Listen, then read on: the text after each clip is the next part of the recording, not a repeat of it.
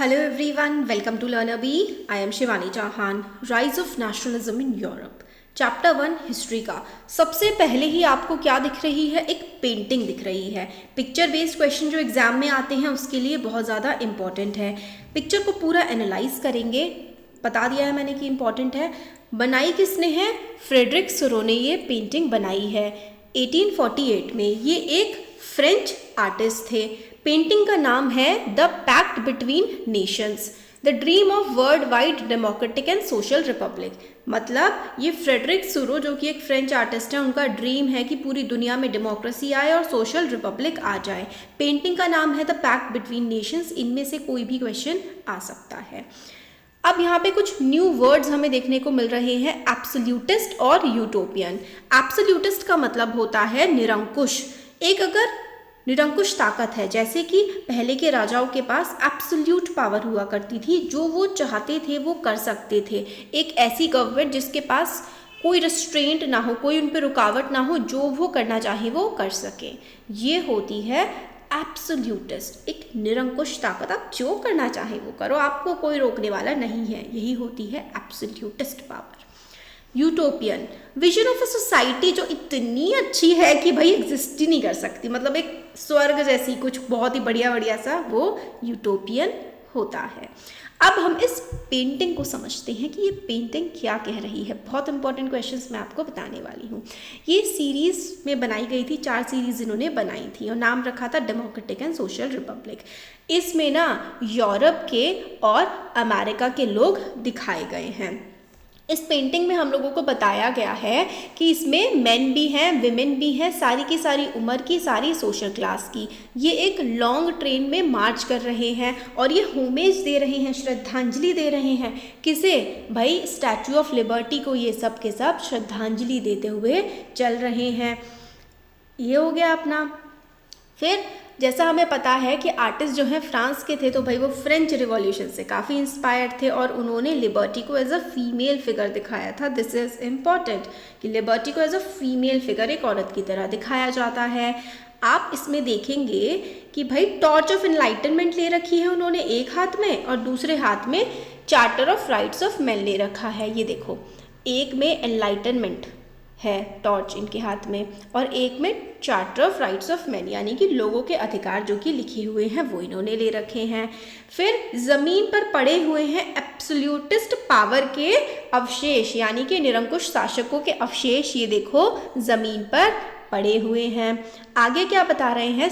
सुरो के एक यूटोपियन, एक काल्पनिक विजन है जो है ना, कि भाई अलग अलग देशों के लोग चल रहे हैं जिनके हाथों में उनके झंडे हैं, उन्होंने अपने नेशनल कॉस्ट्यूम्स पहने हुए हैं, एक प्रोसेशन निकाल रहे हैं जो कि स्टैच्यू ऑफ लिबर्टी से आगे निकल रहा है, ऐसे बढ़ रहा है। अब स्टैच्यू ऑफ लिबर्टी मैं हूँ, मेरे से आगे मतलब आगे मेरे से निकल चुके हैं यूएस और स्विट्जरलैंड, मतलब वहाँ पे डेमोक्रेसी और रिपब्लिक आ चुकी है।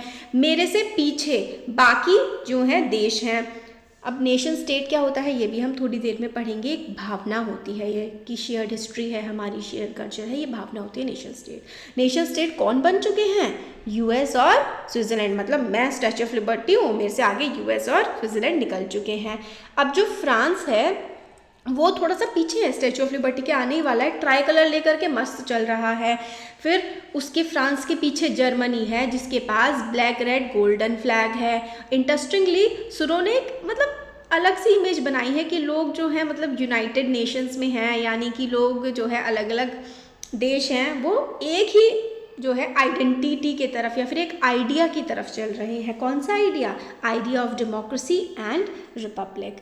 तो भाई फ्रांस है, फ्रांस के पीछे जर्मनी के लोग हैं और एक होप लेकर के चल रहे हैं। होप क्या है? क्यों? क्योंकि उस समय जब ये पेंटिंग बनाई गई थी ना 1848 में, जर्मनी एक देश नहीं था, छोटे छोटे टुकड़ों में बटा हुआ था। तो expression of liberal hopes in 1848 to unify the numerous German speaking principalities in 2 nation state under a democratic constitution, कि जो छोटे छोटे टुकड़ों में बटा हुआ है जर्मनी वो एक हो जाएगा, एक ही उनका कॉन्स्टिट्यूशन बनेगा। जर्मन पीपल के पीछे ऑस्ट्रिया के, सिसिली के, Lombardy, Poland, England, Ireland, Hungary, Russia, ये सारे के सारे देश उनके पीछे चल रहे हैं और ऊपर से आशीर्वाद दे रहे हैं जीसस क्राइस्ट और बाकी सारे के सारे एंजल्स इन देशों को आशीर्वाद दे रहे हैं फ्रेटर्निटी का, यानी कि भाईचारे से रहने का आशीर्वाद इनको मिल रहा है। हो गया, पूरी पेंटिंग हमने कर ली। ये जो फ्रेडरिक सुरो का विजन है ना, यही पूरे यूरोप में फैल रहा है उस समय पर, वही हम इस चैप्टर में पढ़ने वाले हैं। During 19th century, nationalism emerged as a force which brought about sweeping changes in the political and the mental world of Europe. बहुत सारे बदलाव हुए यार यूरोप में इस समय, देखेंगे जर्मन रिवॉल्यूशन, फ्रेंच, सब देखेंगे, बहुत कुछ है इसमें। मतलब इसमें इटली का यूनिफिकेशन कैसे होता है, जर्मनी का यूनिफिकेशन कैसे होता है, सारा कुछ आएगा आगे। एंड रिजल्ट क्या होता है इन सारे बदलावों का, मतलब नए नए देश बन रहे हैं तो वो नेशन स्टेट बनेंगे in place of multi national dynastic empires of Europe. मतलब जो राजा वगैरह का रूल है वो खत्म हो जाएगा और नेशन स्टेट बनेगा। नेशन स्टेट क्या होता है, यहाँ पर रेड में मैंने मार्क किया है, nation state was one in which majority of its citizen was not only it's rulers came to develop as a sense of common identity and shared history or descent। मतलब लोग सारे के सारे आगे बढ़ के आएंगे नेशन स्टेट में, वो क्या करेंगे, उनकी कॉमन आइडेंटिटी होगी, उनकी एक शेयर्ड हिस्ट्री होगी, उनका शेयर्ड डेसेंट होगा, यानी कि एक ही जगह से वो आगे आए हैं और एक वो नेशन बना रहे हैं, वही होता है nation state. This commonness did not exist from time immemorial. ज़रूरी नहीं है कि सदियों से ये एकता हो, इट वॉज फॉर्ज्ड, ये लाई गई है through struggles, through actions of leaders and the common people. और ये जो एकता ये बनाई गई है लोगों के द्वारा, लीडर्स के द्वारा। इस चैप्टर में हम लोग डाइवर्स प्रोसेसेस को देखेंगे कि नेशन स्टेट कैसे बनता है, नेशनलिज्म किस तरीके से आता है यूरोप में। अब यहाँ पे एक बीच में मैंने एक टर्म छोड़ा है, मॉडर्न स्टेट क्या होती है। मॉडर्न स्टेट जो आज की स्टेट है, जो मतलब एक ज्योग्राफिकल बाउंड्री बनाती है। पहले नेशन स्टेट का अलग था कि भाई लोगों में भावना होनी चाहिए एक राष्ट्र बनाने की। मॉडर्न स्टेट आज के समय पर जो है विच a centralized power exercise sovereign control over clearly defined territory had been developing over a long period of time in Europe। कि भाई ये इलाका है आपका और इस पे आपका शासन चल रहा है, वो मॉडर्न स्टेट है। बट नेशन स्टेट में भावनाएं जुड़ी थी। कैसी भावनाएं, कॉमन आइडेंटिटी, शेयर्ड हिस्ट्री और डिसेंट की। अब प्लेबिसाइट और देख लेते हैं फिर हम, ये वाला, ये जो होता है ना सोर्स बेस्ड क्वेश्चंस जो आते हैं वो इधर से आते हैं, इंपॉर्टेंट है।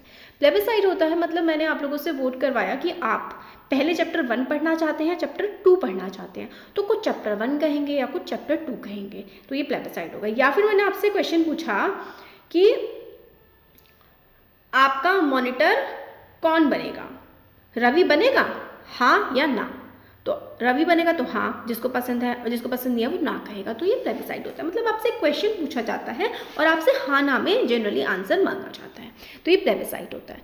अब ये जो नेशन स्टेट है ना, ये जो अर्नेस्ट रेनन है, इन्होंने ना एक लेक्चर दिया था यूनिवर्सिटी में, उस यूनिवर्सिटी के लेक्चर को एक एस्से की फॉर्म में लिखा, और वो क्या है, उन्होंने क्या बोला कि नेशन स्टेट क्या होता है। Nation state found by common language, race, religion या फिर टेरिटरी। होता क्या है, देखिए होता क्या है, ये तो हम देख चुके हैं कि कॉमन आइडेंटिटी, शेयर्ड हिस्ट्री और डेसेंट। बट इन्होंने क्या कहा, nation is the accumulation of long past of endeavours, sacrifice and devotion, historic past, great man, glory, that is the social capital upon which one bases a national idea. मतलब आपका glorious past से आप जो है उसको relate कर रहे हैं कि आपका पास्ट बड़ा ग्लोरियस था, मतलब आप अपने देश के प्रति श्रद्धा प्रकट कर रहे हैं, एक जुड़ाव देख रहे हैं, वही नेशन स्टेट होता है। ज़रूरी नहीं है कि आप एक धर्म के हों, सारे के सारे एक ही भाषा बोलते हों, नहीं, ऐसा नहीं है। आपका कल्चर एक होना चाहिए, आपको फीलिंग होनी चाहिए कि ये मेरा देश है। ज़रूरी नहीं है कि आपकी भाषा एक हो, भाषा अलग हो सकती है, धर्म भी अलग हो सकता है, कल्चर भी अलग हो सकता है, मगर भावना कि ये मेरा देश है, यही नेशन स्टेट की सही परिभाषा है। और ये कहते हैं ऐसा एक नेशन स्टेट होगा और उस नेशन स्टेट में प्लेबिसाइट भी होते रहेंगे, यानी कि क्या चीज़ करनी चाहिए, क्या चीज़ नहीं करनी चाहिए, ये प्लेबिसाइट के थ्रू लोगों से पूछा जाएगा। ये था अर्नेस्ट रेनन का नेशन स्टेट, यही पूरा का पूरा यहाँ पर लिखा हुआ है। तो ये जो फर्स्ट पार्ट था हमारा, जिसमें rise of nationalism in Europe में पिक्चर के बारे में, नेशन स्टेट क्या होता है, मॉडर्न स्टेट क्या होता है, ये वाला पार्ट हम लोगों ने इसमें कवर किया है। टेलीग्राम ग्रुप है हमारा, जिसका लिंक आपको डिस्क्रिप्शन बॉक्स में मिलेगा, बहुत हेल्पफुल रहेगा आपके लिए, ज़रूर ज्वाइन करिएगा, वहाँ पर आप मेरे से अपने डाउट्स वगैरह पूछ सकते हैं।